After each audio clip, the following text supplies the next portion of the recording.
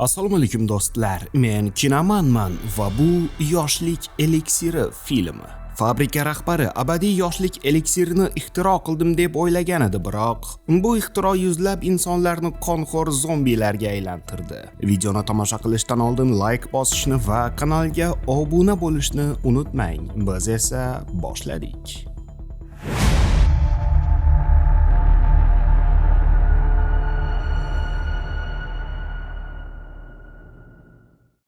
Indoneziyada shahar meri oilasi uchun ziyofat uyushtirmoqda. Mehmonlarga ichimlik tarqatib yurgan Nensih bazmga yigitchasi ham kelganligini ko'rib, aftini bijmaytirib ketib qoladi. Uning ortidan uzr so'rab yugurgan yigit uning qo'ng'iroqlariga nega javob bermaganligini tushuntirmoqchi bo'ladi. Nensih esa agar unga uylanish niyati bo'lmasa, uni tinch qo'yishini so'raydi. Raman esa oldin Jendra olib keyin uylanmoqchi bo'lganligini aytadi. Shu paytda unga ishdan qo'ng'iroq qilishadi va qizga Jendra olsa albatta to'y qilishlarini aytib ketadi. U ketgach, qandaydir mashina katta tezlikda mehmonlar ustiga bostirib keladi. Oila boshi haydovchini mast deb o'ylab Slavaridagi bor so'kinish bilan so'kib eshikni ochganida, o'kirishni boshlagan haydovchi unga tashlanib barchaning ko'z o'ngida uni g'ajishni boshlaydi. Bularning bari 5 soat oldin boshlangan edi. Vanivaris fabrikasida ishchilar yangi dori namunalarini ishlab chiqishdi.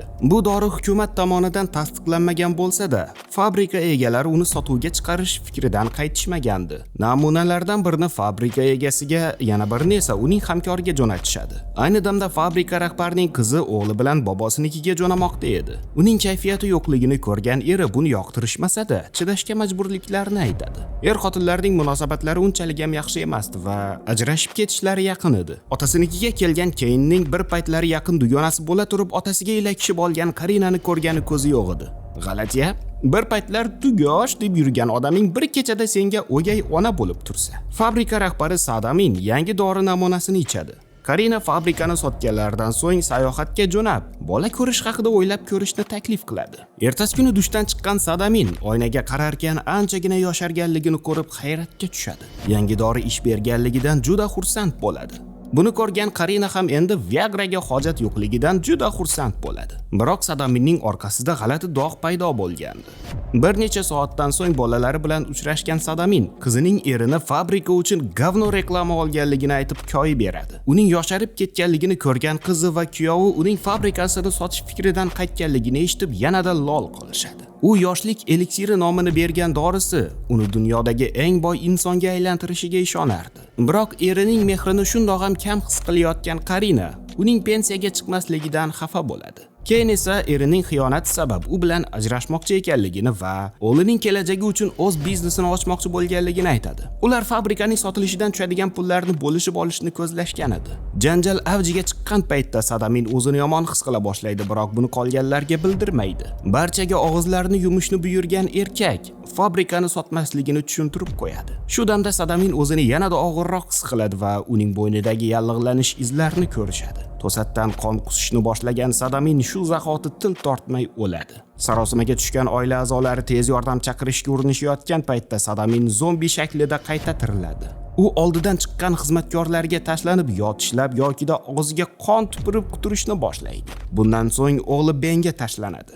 Karina va qizi uni ushlab qolishgan paytda Ben unga quroldan o'q uzib o'ldirib qo'yadi. Barcha ko'rganlardan shokka tushib turgan paytda haydovchilari mashinaga o'tirib u yerdan qochib qoladi. Ben o'zini otasining o'limida ayblarkan, Ken buning baxtsiz hodisa bo'lganligini tushuntiradi. Bu vaqtda Sadamin tishlagan xizmatkorlardan biri ham zombiga aylanib ko'ziga ko'ringanini g'ajishga urinadi. Oqibatda xo'jayinlarni himoya qilishni istagan oqsochning o'zi quturgan hamkasbining qurboniga aylanadi. Qolganlar qochishga urinishayotgan paytda ichkariga kirgan aka-singillar hech kim yo'qligini ko'rishadi. Oqsoch zombiga duch kelgan aka-singillar eshiklarni mahkamlab qochib qolishadi. Bundan so'ng mashinaga o'tirib qarg'ish tekkan joydan uzoqroqqa ketishadi. Politsiya mahkamasiga ketayotgan haydovchi ham zombiga aylanadi va boshqaruvni yo'qotib boshlangan joyimizga bayramga taklifsiz tashrif buyuradi. Ayni damda Karina bilan qochganlar yo'lda Labochani topishadi, biroq u qulflangan edi. Yetmaganiga xizmatkor ham ularning ortidan keladi va ularni topolmasdan endi ketmoqchi bo'lganida telefon ovozini eshitib qolib qochoqlarni topib g'ajishga urinadi, biroq panshaxa topgan Karina unga zarba beradi.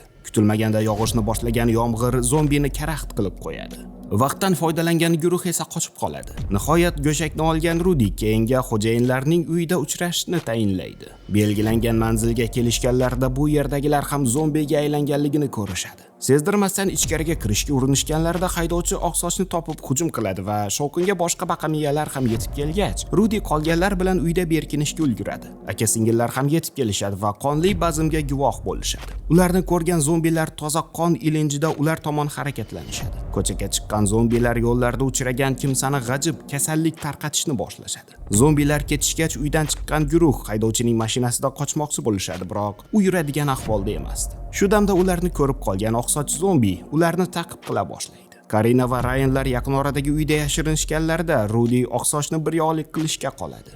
Rudi qonxo'r bilan hayot-mamot jangini o'tkazadi va afti bir holda ichkariga qochib kiradi. Qonga botgan Rudi ahvoli yaxshiligini aytadi. Karina uning qonini artish uchun latta izlab ketganida Rudi qo'li tishlanganligini payqab qoladi. O'g'lini quchoqlab yaxshi ko'rishini aytgan Rudi onasiga g'amxo'rlik qilishini so'raydi. Ortiga qaytgan Karina Rudining ham zombiga aylanganligini ko'radi. U qizga tashlanishi bilan Ryan uni himoya qilib o'zi zombi tagida qoladi va bu safar Karina bolakayni saqlab qolgach, birgalikda qo'shnixonada berkinib olishadi. Karina eshikni qo'yib yuborgach, ichkariga otilib kirgan Rudi to'g'ri suv nasozi qozig'iga tiralib qoladi. Aka-singillar esa politsiya mahkamasiga yetib kelishadi. Ularning gaplariga ishonmagan politsiyachilar holatni o'z ko'zlari bilan ko'rish uchun kelishadi va ularning gaplariga ishonib mahkamada jimgina berkinib o'tirmaganlaridan qattiq pushaymon bo'lishadi. Kapitan bir amallab mahkamaga yetib keladi. Zombilar ham mahkamani qurshab olishgach, eshiklar oldiga to'siqlar qo'yib chiqishadi. Roman tez yordam chaqirishga urinadi, biroq endi kech edi. U zombini otib o'ldirmoqchi bo'ladi, biroq bundan foyda chiqmagach, kuchlarni birlashtirgan guruh kapitanni bir amallab panjara ortiga tiqishga muvaffaq bo'lishadi. Ammo bu turma ko'chadagi zombilarni tiqish uchun kichiklik qilardi. Roman yordam so'rash uchun boshqa mahkamalarga qo'ng'iroq qiladi. Shu damda keyinga qo'ng'iroq qilgan Karina uni Ryanga berib bechora onasining xavotirlarini yengillashtiradi. Biroq Rudining zombiga aylanganligini eshitgan Keyn ko'z yoshini to'xtatib tura olmaydi. Ko'p o'tmasdan zombilar qurt-qumursqalardek ko'payishni boshlaydi. Roman esa boshqa mahkamalardan javob oladi. Afsuski, ular ham zombilar qurshovda qolganliklari sabab hech kimga yordam berisha olmasdi. Yuqoriga chiqqan ucholon zombilar bazmi boshlanganligini ko'rishadi. Karinaga qo'ng'iroq qilgan Keyn bu yerdan chiqa olmasliklarini aytib, u bilan yarashib oladi va unga nimadir bo'lsa, o'g'liga qarashini iltimos qiladi.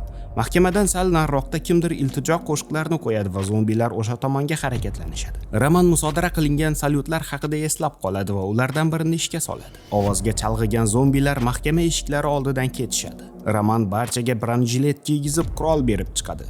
Zombilar hali ketishmagandi va Roman eshikni qiya ochib, yana salyutlarni ishga soladi va bu ish bergach, ko'chaga chiqib mashina izlashni boshlashadi. Biroq zombilar ta'qibiga uchrashadi. Ulardan biriga o'q uzgan Roman zombilar kallasiga o'q tekkachgina o'lishlarini tushunadi. O'q ovozi qolgan zombilarni ham o'ziga jalb qiladi va uchovlon yuzlab zombilar qurshovda qolishadi. Chaqmoq chaqishi bilan Rudi yana quturishni boshlab nasozni sindiradi. Bu esa qolgan zombilarning ham e'tiborini jalb qilib, Karina va Romanning kadisi berkingan uyni o'rab olishadi. Samoda yana chaqmoq chaqqach, zombilar bir necha soniyaga qotib qolishadi va yana o'zlariga kelib uchovlonga tashlanishadi. Kutilmaganda yomg'ir yog'ishni boshlagach, zombilar karaxt holda qotib qolishadi. Bundan foydalangan uchovlon sekin surib qoladi. Yomg'ir zombilarni karaxt holga solganligini ko'rgan Karina bu yerdan ketish kerakligini aytadi.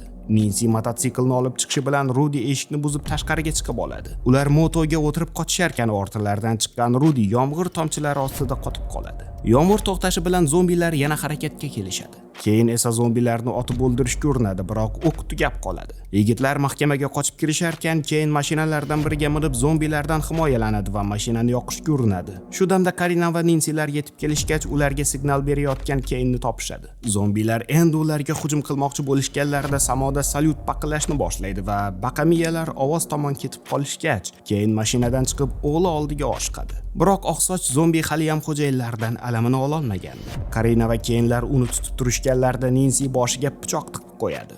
Salyutlar otilishi tugagach, zombilar ortlariga qayta boshlashadi va guruh yana mashinada berkinib olishadi. Ular bir amallab mashinani yoqishni uddalashadi va yo'llardan chiqqan zombilarni yanchib o'tishadi. Afsuski tormoz ishlamasdi va to'g'ri mahkamaga borib burilishadi. Roman kadisi bilan uchrashadi, biroq Benning oyog'i mashina tagida qolib ketgandi. Zombilar buzilgan devorlarni oralab ichkariga kira boshlashadi. Roman va Benlar ularni o'qqa tutishadi. Biroq bu bilan ularning soni tugamasdi.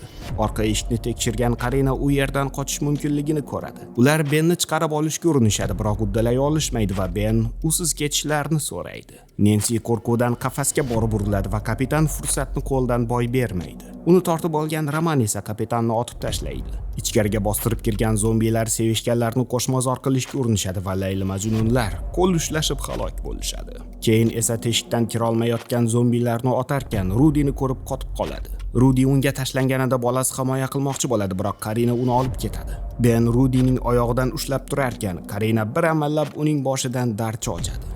Ben zombilarni chalg'itish uchun salyutni ishga solarkan, dugoshlar bolani olib qochib qolishadi. Zombilar talpasi ichkariga bostirib kirib, Benni mayda bo'laklarga bo'lishadi. Yoqilg'i ustiga tushgan salyut esa katta portlashga sabab bo'ladi. Mahkamadan ancha uzoqqa ketgan dugoshlar ishdan chiqmagan texnikani izlasharkan, keyin tishlanganligini payqab qoladi.